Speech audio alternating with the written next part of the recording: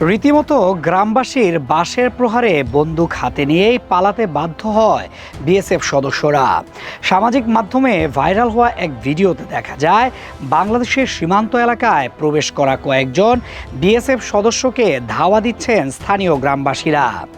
এক পর্যায়ে এক যুবক হাতে থাকা বাঁশ দিয়ে এক বিএসএফ সদস্যকে আঘাত করেন। বন্দুক হাতে থাকা সদস্যরা তখন দ্রুত পিছু হটতে শুরু করেন। পুরো ঘটনাটি মুহূর্তে ছড়িয়ে পড়ে ফেসবুক, ইউটিউব সহ বিভিন্ন সামাজিক মাধ্যমে।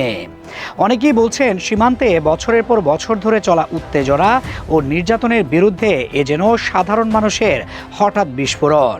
স্থানীয়দের দাবি, সীমান্ত এলাকায় বিএসএফের অনুপ্রবেশ বা ভয়ভীতি দেখানোর ঘটনা নতুন নয়।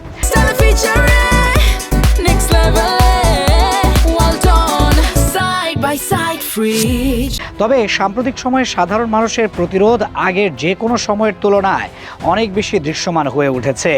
এর পূর্বে গত 12 মে লালমনিরহাটের পাঁচগ্রাম উপজেলার বুড়িমারি সীমান্তেও একই ধরনের উত্তেজনাকর পরিস্থিতি তৈরি হয়। সেখানে বিএসএফ সদস্যদের সঙ্গে স্থানীয়দের হাতাহাতির ঘটনা ঘটে।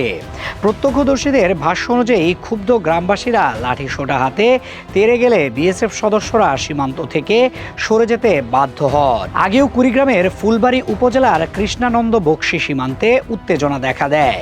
বিএসএফ সদস্যরা যখন বাংলাদেশের ভেতরে ঢুকে কয়েকজন কৃষককে মারধর করে, তখন খবর পেয়ে স্থানীয়রা দলবদ্ধ হয়ে প্রতিরোধ গড়ে তোলে।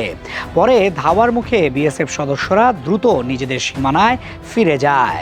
সীমান্ত এলাকায় বসবাসকারী মানুষেরা বলছেন, বছরের পর বছর গুলি, নির্যাতন ও হয়রানির ঘটনায় মানুষের মনে ভয় কমে গিয়ে এখন ক্ষোভ জমেছে বেশি। শুধু গ্রামবাসী নয়, বিভিন্ন সময় বিজিবির কড়া অবস্থানের সামনেও বিব্রত হতে হয়েছে বিএসএফকে।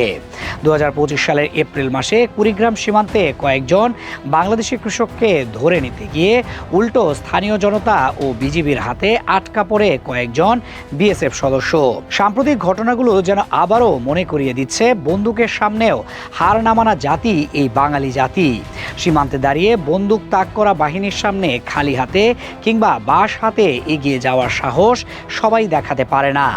ভাষার জন্য বুকের রক্ত দেওয়া থেকে শুরু করে মুক্তিযুদ্ধের মতো অসম লড়াই, প্রতিবারই শক্তির চেয়ে সাহস আর আত্মমর্যাদাকেই বড় করে রেখেছে এই জাতি। সব ভয়কে অতিক্রম করে প্রতিবাদে দাঁড়িয়ে যাওয়াই যেন এই জাতির স্বভাব।